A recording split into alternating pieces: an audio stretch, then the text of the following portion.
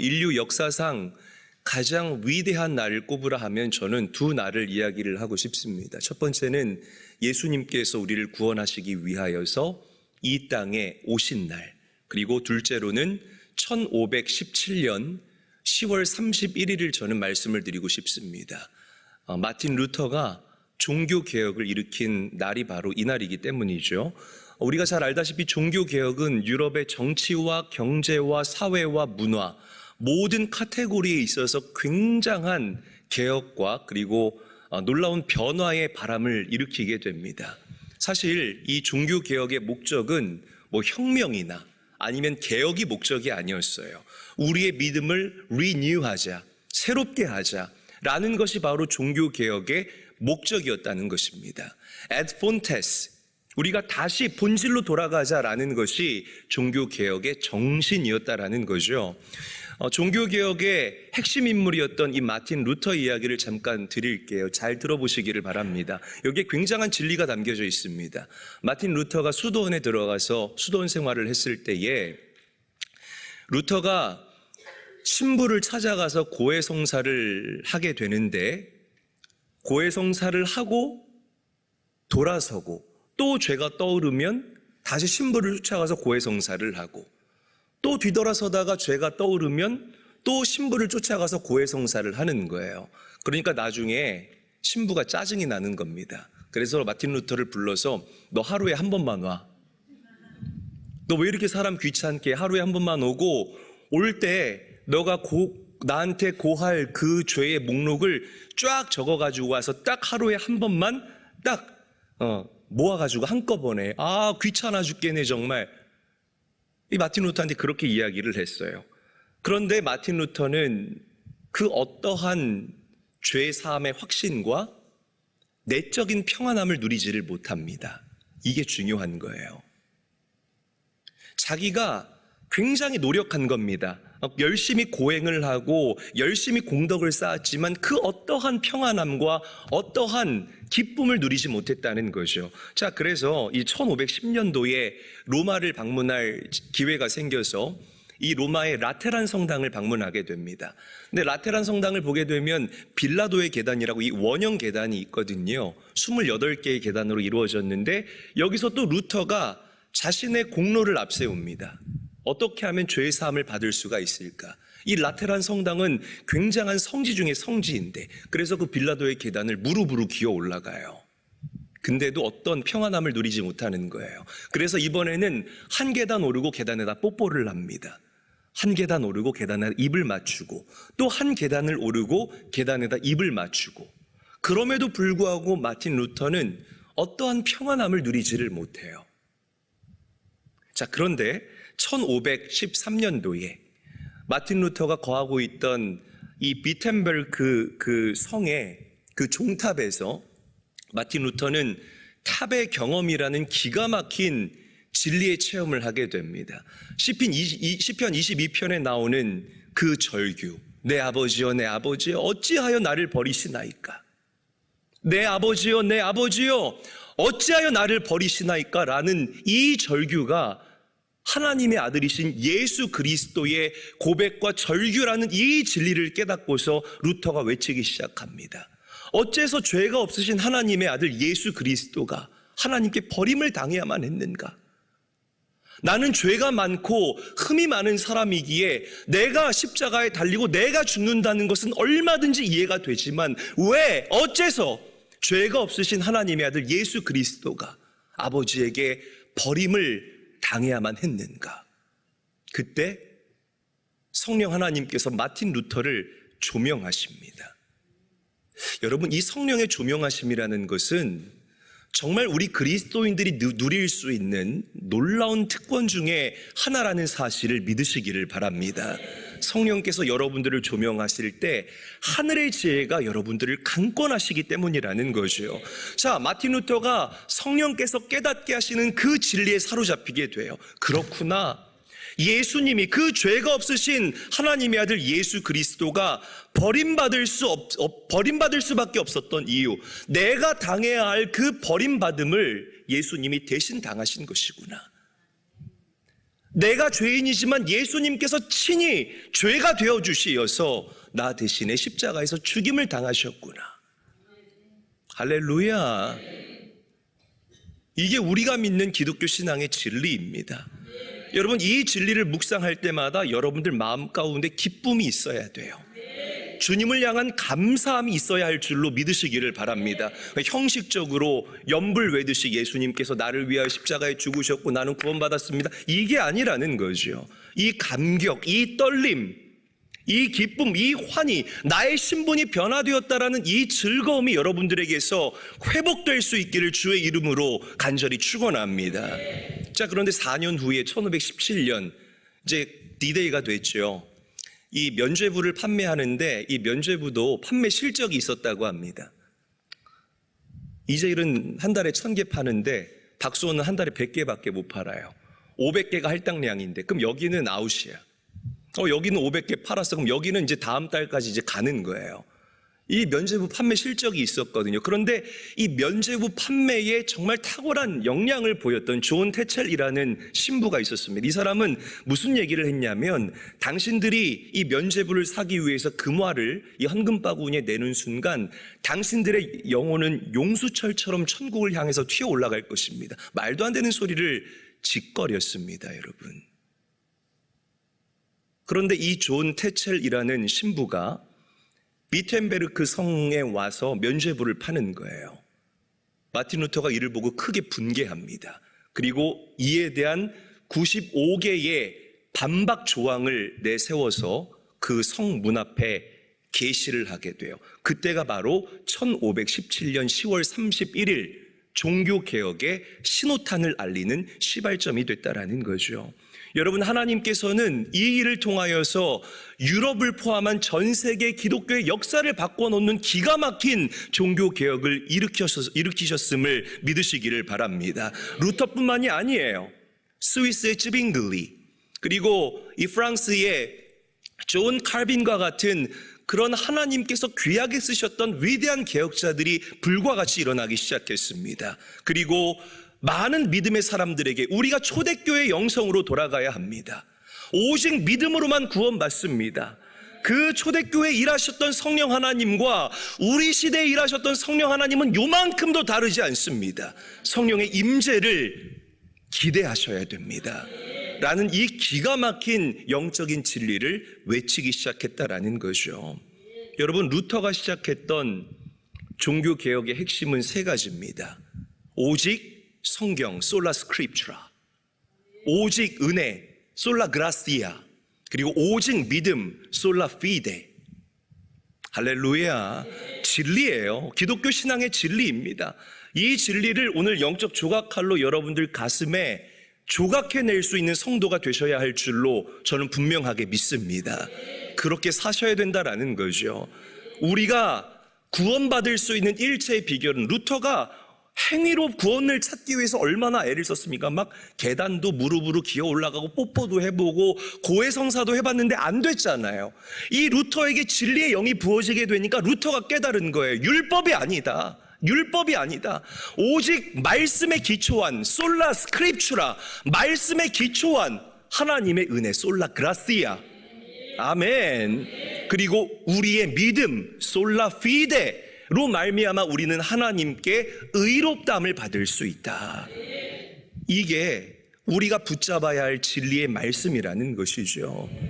교회가 아무리 크고, 교회가 아무리 구제 사업을 많이 하고, 교회가 아무리 여러분들에게 편안하게 신앙생활할 수 있도록 자리를 내어준다 할지라도, 이 기독교 신앙의 근본과 진리가 증거되지 않는 교회라면 그 교회는 사교장에 불과합니다. 그만큼 중요한 내용이에요. 믿으시면 아멘 합시다. 여러분, 이 진리를 다시 한번 가슴에 새길 수 있게 되기를 주님의 이름으로 간절히 축원합니다. 자, 우리가 매주 나누는 이 갈라디아서의 핵심 내용이 바로 이것이죠. 바울은 율법의 행위와 그리고 믿음을 명확하게 구분 지어서 우리 성도들에게 이야기를 합니다. 율법으로는 절대 칭의, 의롭다함을 받을 수 없다라고 우리에게 명확하게 이야기를 한다라는 거죠. 오직 하나님의 아들이신 예수 그리스도를 믿는 믿음으로 말미암아 우리는 죄의 용서함을 받고 하나님의 자녀가 될 수 있다. 아멘. 기가 막힌 진리인 거예요. 여러분, 십자가에 달리신 예수 그리스도만이 우리의 구원자이시고 우리의 의가 되시고 우리의 자유가 되신다는 이 진리를 믿으시기를 바랍니다. 자, 그래서 바울이 얘기를 해요. 야, 너네 믿음으로 구원받았는데 왜 또 율법으로 돌아가려고 하냐? 율법은 하등 너희들의 인생 가운데에 의롭담을 줄 수가 없으니 니마 그 강을 건너지 마오. 지금 갈라디아 지역 성도들과 여러분들에게 사도 바울이 얘기하고 있다는 거죠. 율법의 행위와 은혜는 정반대의 개념입니다, 여러분. 아셔야 돼요. 율법에는 무엇이 드러나냐면 자기 힘이 들어가요. 자기의 노력이 들어가요. 그래서 이 율법을 앞세우는 사람들은 자기 자신을 내세우고 자기 자신을 자랑합니다. 그런 사람들에게 하나님의 은혜가 필요가 없지요. 내가 드리는 예배, 내가 하는 헌금, 굉장히 형식적이고 건조한 헌금, 내가 아는 그냥 꼬박꼬박 주일날 나와서 꽂아놓은 보리자루 마냥 앉아있다가 돌아가는 그런 형식적인 신앙생활, 율법이에요, 여러분. 오늘 이 말씀이 여러분들에게 찔림이 되기를 원합니다. 저는 그래요. 그렇습니다.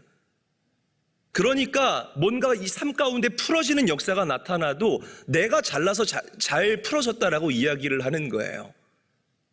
내가 돈 잘 벌면 내가 투자 잘해서, 내가 순발력이 있어서 내가 이렇게 돈 벌었습니다. 하나님의 은혜라고 얘기하지 않습니다.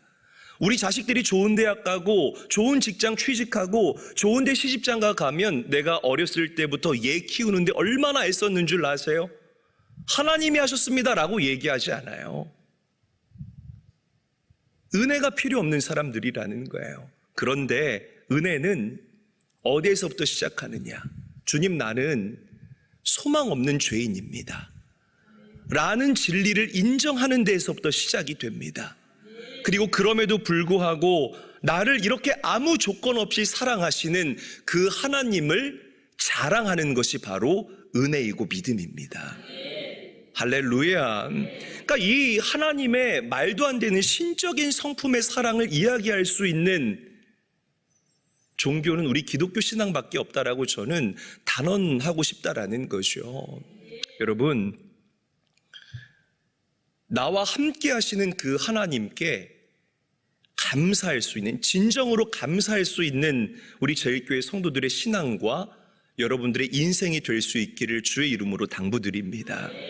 그래서 우리는 삶의 마지막까지 이 하나님의 의의 소망을 기다리며 살아갈 수 있어야 돼요. 자, 이 말씀이 뭔지 조금 더 우리 깊이 들어가 보죠. 5절 말씀 함께 한번 읽어보도록 하겠습니다. 한 목소리로 읽습니다. 시작. 우리가 성령으로 믿음을 따라 의의 소망을 기다리노니. 제가 의의 소망을 기다린다라는 부분을 강조를 했죠. 저를 한번 따라하죠. 의의 소망을 기다린다. 의의 소망을 기다린다. 우리 더 크게 선포합니다. 나는 의의 소망을 기다리는 사람이다. 의의 소망을 기다리는 사람이다. 옆 사람과도 인사합니다. 우리는 의의 소망을 기다리는 사람들입니다. 인사하겠습니다. 자, 이게 무슨 말이냐? 하나님의 은혜로 말미암아 그리고 나를 대신해서 죽으신 예수님의 십자가의 그 죽으심과 부활하심으로 말미암아 여러분들은 이미 하나님의 아들이고 하나님의 딸이라는 그 의롭다 하심을 입은 자들이라는 사실을 우리는 분명하게 믿습니다. 아멘. 자, 그런데 우리가 얻은 이 의는요, 시작일 뿐이라는 거예요. 뭐일 뿐이라고요? 시작일 뿐이라는 것입니다. 우리의 이 의가 완벽하게 풀어지고 완벽하게 완성되는 때가 언제냐? 우리가 하나님 앞에 서게 되는 날, 우리가 하나님의 심판대에 서게 되는 그 날, 여러분들이 얻은 이 의가 완성되어지고 풀어지게 되는 기가 막힌 역사가 반드시 일어나게 된다는 거죠. 주님이 만약에 오늘 지금 오신다면 우리 성도님들 어떻게 반응하시겠습니까? 벌써 오세요? 나 아직 술 못 끊었는데? 담배 아직 못 끊었는데 제가 2025년부터 끊는다고 다짐한 거 아시잖아요. 좀만 이따 오시지. 주님, 저 아직 이거 돈 다 쓰지도 못했는데.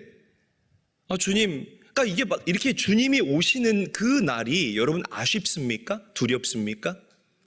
어떠신지 한번 솔직하게 대답하지 마시고 마음으로만 한번 대답을 해보셨으면 좋겠다는 거죠. 저는요, 제 얘기를 하면 저는 그 하나님 앞에 서는 그 시간이 요만큼도 부담되지를 않아요. 아멘 안 하시죠? 그죠? 남 얘기니까 아멘 안 하시잖아요. 저는 하나님 앞에 서는 그 시간이 요만큼도 부담되지를 않습니다. 왜냐하면 하나님께서 저에게 허락하신 그 의가 완성되는 그 날이기 때문에, 저는 그 하나만을 바라보고 다름질하는 사람이기 때문에 저는 주님 오실 그날이 너무나 기대가 돼요. 기왕 오실 거면 주일날 오셨으면 좋겠다, 뭐 농담 반 진담 반이지만 저는 주님께서 제 중심을 바라보실 때에, 그래 제일이 너는 그 복음을 사수하기 위해서 그렇게 애를 썼고 교회를 정말 사랑하고 성도들을 정말 사랑하는 그 마음의 중심, 내가 그것을 안다. 제일아 수고했다, 너무나 잘했다, 너무나 착하고 충성된 종이다 라는 그 칭찬을 주님께 들을 그날이 저는 너무나 기대가 됩니다. 여러분 어떻습니까? 여러분 주님 앞에 서시는 그날이 오늘 여러분들에게 비참한 날이 되지 않기를 원해요. 아멘. 그리스도인답게 살자는 것입니다. 함부로 살거나 주님께 허락하신 그 시간들을 아무렇게나 사용하며 살아가는 자가 되는 것이 아니라, 주님이 언제 오시던, 그래 기왕이면 우리가 예배하는 이 주일날 오시면 좋겠지만 주님이 오실 때, 그래 너는 겸손하게 인내했구나, 교회를 사랑했구나, 복음을 지키기 위해서 정말 애를 썼구나, 영혼을 사랑했구나, 그 믿음을 지키기 위해서 온갖 핍박을 견뎌냈구나 라는 주님의 인정과 그 의의 완성, 이게 의의 완성인 거예요.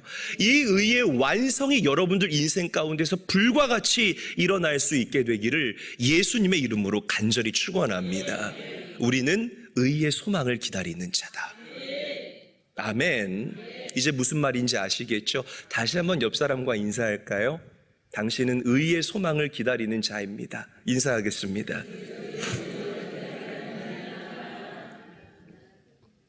사도 바울은 두 번째로 사랑으로서 역사하는 믿음을 우리에게 강조해요. 자, 6절 말씀 함께 한번 읽어보죠. 한 목소리로 읽습니다. 시작. 그리스도 예수 안에서는 할례나 무할례가 사랑으로서 역사하는 믿음뿐이니라. 자, 저는 저 사랑으로서 역사하는 믿음이라는 이 구절이 정말 제 마음에 와닿습니다. 믿음에도 가짜가 있다는 거예요. 그러니까 사랑으로 역사하는 믿음이 진짜 믿음이라면, 사랑이 없이 그냥 입으로만 떠벌떠벌대는 믿음은 가짜 믿음이다라는 것을 성경이 오늘 저와 여러분들에게 이야기하고 있다는 것입니다. 아무리 여러분들이 교회에 달려 나와서 두 손 들고 찬양하고 믿습니다, 아멘 해도요, 하나님께서는 그 여러분들의 입술의 고백보다 더 중요하게 보시는 것이 우리 성도들 마음의 중심을 보신다는 거예요. 그리고 마음에 담겨져 있는 그 은혜와 믿음, 이 은혜와 믿음의 본질이 뭐죠? 사랑이에요. 우리는 하나님의 사랑으로 구원받았습니다. 하나님의 사랑이 인풋 됐잖아요. 우리에게 들어왔잖아요. 그 사랑을 아웃풋, 실천하며 살아가는 그 사람들의 그 믿음의 행위를 보고 여러분들의 믿음이 진짜인지 가짜인지를 판단하신다는 겁니다. 요즘 진짜처럼 보이는 가짜 너무 많습니다. 짝퉁이라고 이야기를 하죠. 짝퉁 시계, 짝퉁 옷, 뭐 짝퉁 가방은 널리고 널렸고요. 뭐 짝퉁 액세서리, 짝퉁 식당, 영적으로 보면 짝퉁 목사도 있습니다. 짝퉁 목사가 있으면 뭐가 있죠? 짝퉁 성도도 있다라는 거예요. 여러분, 진짜와 가짜가 주는 만족감이 얼마나 다른 줄 아십니까? 여러분들이 진짜 그리스도인이잖아요. 그러면 내가 의롭다함을 받았다라는 이 내적인 평안함이요, 나를 압도합니다. 할렐루야. 나를 압도한다 이 말이에요. 구원의 기쁨이 여러분들을 이끌어 간다라는 것입니다. 매일같이 나와 동행하시는 그 예수 그리스도와의 동행하심으로 말미암아 우리가 문제 앞에서도 의연해질 수 있고 담대하게 살아갈 수 있다라는 거예요. 이게 바로 진짜입니다. 그런데 가짜는 피곤해요. 그냥 피곤해요. 그냥 권사라서 집사라서 장로라서 할 수 없이 나와서 앉아 있습니다. 이게 가짜들의 특징입니다. 그러니까 진짜와 가짜의 이 신앙생활의 이 길과 그리고 그 삶의 현장에서 일하시는 이 하나님의 역사하심이 우주와 땅 차이가 날 수밖에 없다라는 거죠. 왜 제가 목이 터져라 외치겠습니까? 진짜가 되라고요, 여러분. 할렐루야. 흉내만 내지 마시라는 겁니다. 입술로만 아멘 아멘 주여 주여 하지 마시고 진짜 믿음의 사람답게 하나님을 기쁘시게 하고 내 안에 성령 하나님과 날마다 교제하고 소통하면서 이 땅을 살아가자라는 겁니다. 그런 사람들이 하나님 크게 일들을 경험해요. 세상이 줄 수 없는 평안함과 압도감을 가지고 많은 이들에게 하나님의 살아계심을 증명하며 살아간다라는 것입니다. 여러분, 내가 받은 그 사랑이 나에게 인풋되었기 때문에 그 사랑을 아웃풋해내며 살아갈 수 있는 사랑하는 제일교회 모든 성도들 될 수 있기를 주님의 이름으로 간절히 축원합니다. 마지막으로 우리 감리교회는 실천하는 믿음을 강조합니다. 이 감리교 신학의 특징입니다. 성경적인 용어로 말하자면 행함을 강조하는 믿음이 바로 우리 감리교 신앙과 신학의 기초이고 근본입니다. 그래서 감리교 운동을 시작했던 존 웨슬리 목사님께서는 열매를 강조했어요. 뭘 강조했다고요? 열매를 강조했다라는 거죠. 회개의 열매와 인내의 열매를 우리 믿음의 사람들에게 강조했다라는 것입니다. 그리고 진짜 회개, 진짜 믿음은 반드시 good works, 선행으로 이어진다라고 우리에게 말씀을 하셨다는 거예요. 굉장히 중요합니다. 행함이 반드시 있다라는 거예요. 할렐루야. 모든 감리교인은 이웃에게 해가 되는 모든 종류의 악을 버리고 모든 종류의 선을 행하라라고 이야기를 했죠. 자, 존 웨슬리 목사님께서 말씀하신 이 good works에는 두 가지가 있습니다. 하나는 영혼을 위한 선행이고 또 다른 하나는 육체를 위한 선행이라는 거예요. 자, 영혼을 위한 선행은 이거예요. 많은 사람들에게 복음을 전하는 것. 그리고 예배가 무너진 사람들을 예배의 자리로 초청하는 겁니다. 그래서 함께 그 하나님의 기름 부으심을 경험하고 예배를 통하여서 그들의 무너진 그 믿음이 다시금 리빌드되는, 재건되어지는 은혜를 경험하자. 이것이 바로 우리가 할 수 있는 영혼을 위한 선행이라고 이야기를 할 수가 있습니다. 아멘. 자, 육체를 위한 선행은 가난하고 약하고 어려운 사람들을 실제적으로 도와주는 거예요. 그러니까 뭐 좋은 예로 저희가 땡스기빙이 되면 여러분들 과일 하나씩 가지고 오잖아요. 근데 그 과일을 박스로 담아서 만드니까 한 70박스에서 많게는 한 100박스 정도가 나오더라고요. 어마어마한 숫자입니다. 그리고 옆에 이 식당들 함께 조인시켜서 뭐 식당이 고기를 100박스 되든지 뭐 설렁탕을 100박스 되든지 그렇게 해서 저희가 복지관과 함께 소외된 이웃들을 돕는 일들, 이게 바로 우리 교회와 여러분들이 하는 그 육체를 향한 선행이라고 이야기할 수가 있다는 거죠. 그러니까 이게 참 믿음의 사람들이 당연히 해야 할 그 믿음의 행위라는 것입니다. 여러분, 다시 한번 오늘 말씀을 정리하면서 말씀드리자면 말로만 믿습니다, 믿습니다, 아멘, 아멘 하지 마시고 여러분들의 고백에 우리 성도님들의 진실된 마음이 담겨져 있기를 예수님의 이름으로 간절히 축원합니다. 진짜가 되시기를 원해요. 진짜가 되시기를 원합니다. 이 마지막 때의 진짜와 가짜가 구별되어지는 그런 일들이 반드시 일어나게 될 것입니다. 예수님이 이 땅에 오셨을 때에 가난하고 약하고 어려운 사람들, 많은 이들이 매국노라고 손가락질하던 세리의 친구가 되어주시고 창녀의 친구가 되어주시고 고아와 과부의 친구가 되어주시고 마음이 무너져 내려가던 그들의 인생 가운데에 복음으로 다시금 살 희망과 소망을 주셨던 것처럼 이 교회와 여러분들이 그런 일들을 감당해내야 할 줄로 믿습니다. 그럴 때 하나님께서 여러분들에게 물질을 주시는 거예요. 그리고 여러분들에게 사람을 주시는 것이고, 배움이 필요하면 그때 여러분들에게 하나님께서 배움도 주시는 것이라는 겁니다. 이 영적 우선순위를 여러분들이 명확하게 할 수 있기를 원합니다. 여러분, 하나님의 기쁨이 되십시오. 그래서 복된 인생 살아갈 수 있는 사랑하는 제일교회 모든 성도들이 되시기를 주의 이름으로 간절히 축원합니다.